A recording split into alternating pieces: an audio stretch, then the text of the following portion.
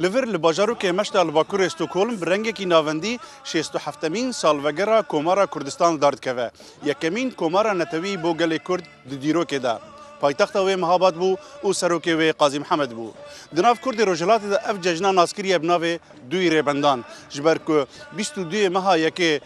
سال زاینه دکه دوی ماه ریبندان به سال کردی درخستنا ججن دوی ریبندان د گلک وارنده گرینگه لولاتکی وک سوید جبر کو اولات گلکی مزنه و هر کس داره کار خو گلکی زحمت ج پشمرگین دیرین را زوزو هف ببینن و نفش بگینه هف ججن وی رنگی دهلن کو پشمرگین دیرین هفده ببینن و افر هنگا ج نفشن کون درباسی نفشن نو و درباسی جمزارو کاجی به ورم هفره تماشا بکن د ججن دوی ریبندان دا چل دارد که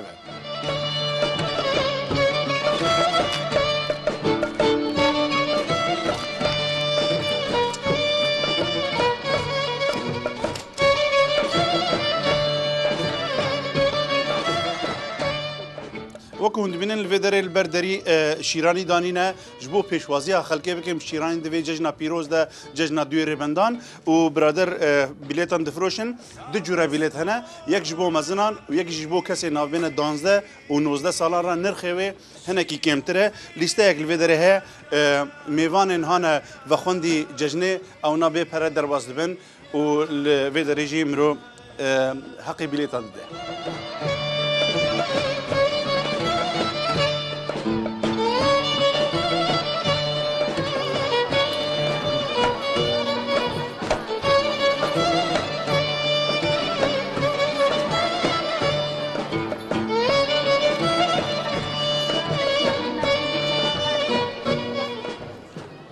دوی آهنگی ده که نونر حکومت هریما کردستانه و نونر هزین سیاسیین کردستانی و پارتیین سویدی هبون هروها دزگهن وکه فدراسیون کوملین کردستان لسویده کرتپیام به کردی و به سویدی خواندن. هلو مرجی امر کردستانیش دعوای اومان لیدکر كتباو يقرتوبين بو اوي بقينا او امانجاني كخبات يعني بناو دادكين آهنگا 67مین سالوگرا کومارا کردستان یانجی ججنا دوی ربندان دو بشه و هبون بشه سیاسی و بشه هنری بشه سیاسی توابو او جی هزین سیاسیین کردستانی و سویدی دزگهن جواگا سویل همین پیروزبایی خواندن و تأکید کرن سر خالک گلکی گرینگ که ججنا دوی ربندان نه یا حزب دموکراتی کردستان یانجی پارتی دموکراتی کردستان یانجی کرد روجلاته اوه سامانک نتویه بو همو گل کرد لسرانسری کردستانه بشه سیاسی بداوی بو اونها جی بشه هنری دست پی بکر که ام هفره تماشا بکن که بشه هنری دا چی رو داده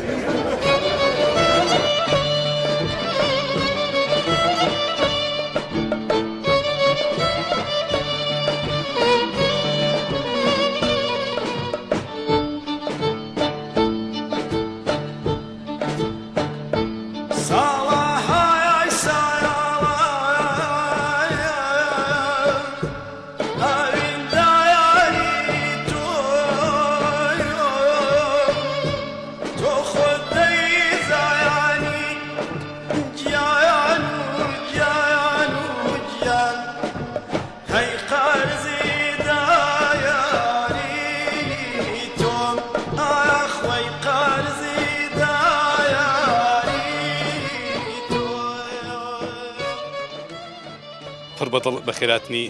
بەڕێزان ئێوە بەڕێزە دەکەم کە بە بۆنەی دوی ڕێبەندان ساڕۆژی دامەزانی کۆماری کوردستان تەشریف هێناوە بۆ ئێرە سپاس بۆ کوردستان تێوێ کە تەشریف هێناوە فیلمبەرداری دەکا هیوادارم کە بتوانین ئێمە بە بۆنەی ئەو ڕۆژە مەزنەیەوە بەنامەی شەرەک و پێک و خۆش بۆ هەموو دۆستان و ئاشنایان بە تایبەتی بۆ میوانە بەڕێزەکان بەرینە پێشێ هەڵسەنگاندنی دوی ڕێبەندان زۆر پێویستە لەبەرەوەی لە کات و ساتێکی زۆر ناسکدا کۆماری کوردستان پێکات لە ماوەیەکی زۆر کووردا بەداخەوە ڕووخا بەهۆی دوژمنانی گەلەکەمانەوە ئەوانەی کە لە کۆماردا بەشدار بوونیە ئەوانەی کە بیریان دێ ڕێن بێ بزانن هۆکارەکانی دامەزران و تێکچوونی کۆمار چ بوو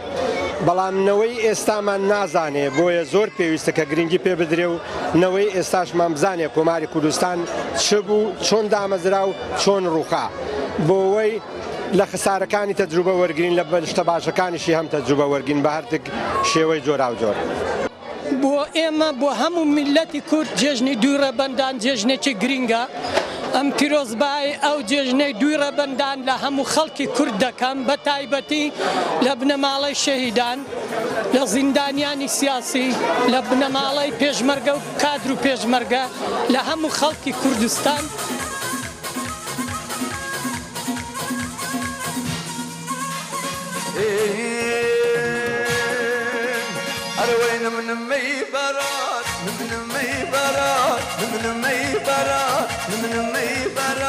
الله چاک خوشا ای خوا چاک خوشا بچی ورندی مجله ورای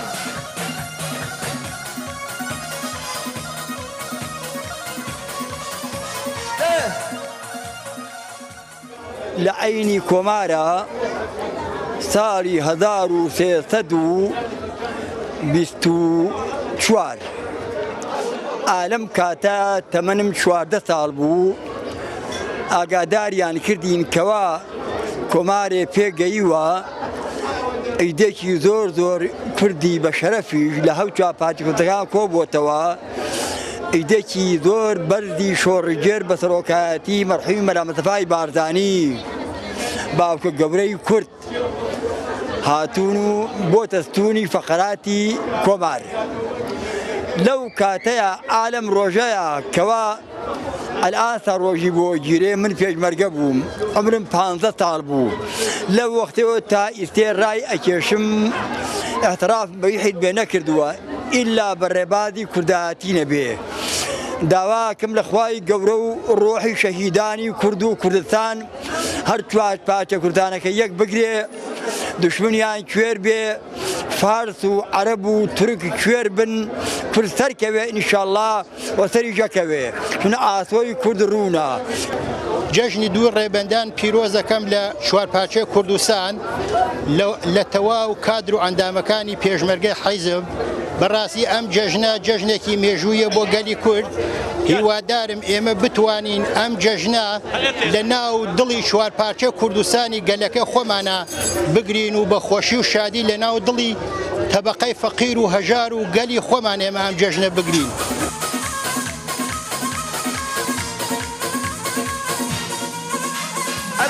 زرجا سڵاو لەو کانیوە زرجا سڵاو لەو کانیوە تۆ لێ ئاشۆری ئەو دەم و چاوە تۆ لێ ئاشۆری ئەو دەم و چاوە دملمەی بەران دملمەی بەران دملمەی بەران دملمەی بەران ئەڵڵا چاک خۆشە ئەی خوا چاک خۆشە مەچی ئێوەڕەندەی مەجلە ئێوەڕان ئێمە لە وڵاتێکی نابێت ناوی وڵاتەکە بڵێن کوردستان ئێمە لە وڵاتێکی بێگانەین ئێمە هاتوینە بۆیرا مەسەلەن لەگەڵ کوردەکانە کۆبینەوە ئێمە خۆم یەکی خودت خۆم زۆر زۆر حەز دەکەم جلی کوردی لە بەرکەم کە کاتێ لە حەفلەکانە دێم کە هەموو لەگەڵ هاوڕێیانە لەگەڵ ئایلەکەمەوە یعنی چۆن بڵێم من کەسێکی کوردم سەربەرزی بە کوردەوە دەکەم زۆر زۆر حەز دەکەم یعنی لە چۆن بڵێم یعنی حەز ناکەم بڵێم کوردەواری خۆم لەبیر بکەم بۆ بۆنەی ئەو ڕۆژە پیرۆزەوە پیرۆزبایی لە هەموو گەلی کوردەکەم پێشەوە سەرۆک کۆماری کوردستان کاتێک کە ئەو کۆمارەی دامەزرا لە وەسیەتەکانیدا فەرمووی یەکریزی مەحەکی سەرکەوتنە هەر بۆیەش داوا لە هەموو هێزە سیاسیەکانی کوردستان دەکەم بە تایبەت دووبەشی لێکدابراوی دێموکرات کە ئەو هەلە بقۆزنەوە و ئەو برینە ساڕێش بکەن و گەلی کورد بە یەکریزی ڕزگار دەبێ هەر ئەو ساڵ لە 26 سەرماوەست ڕۆژی پێشمەرگەی کوردستان پەیامی پارتی دموکراتی کوردستان و یەکێتی نیشتمان کە لە یەک لاپەڕدا خوێندرایەوە یەک نەفەر خوێندیەوە جێگای هیوا و هومێدا ئەو یەکریزیە قەت دوژمن ناتوانێت پشتن پێدا بێنێ ئەگەر نەک سپای دەجلا سپای قوچی زیندوو بیتەوە ناتوانێت ئەو یەکریزیە تێک بدا جا بۆیە داوا دەکەم لە هێزەکانی ڕۆژهەڵاتی کوردستان بە تایبەت دووبەشی لێکدابراوی دێموکرات ئەوانیش ئەو تەجربەیە یەکێتی نیشتمانی کوردستان و پارتی دموکراتی کوردستان دووپات بکەنەوە و پشوە یەک بدەن بۆ ئەوەی بتوانین لەو سەدەیەدا گەلەکەن ڕازگار بکەین و لەژێر چەنجی دوژمنی بێنینە دەرێ داوای سەرکەوتن بۆ ئێوە بۆ کەناڵەکەتان دەکەم.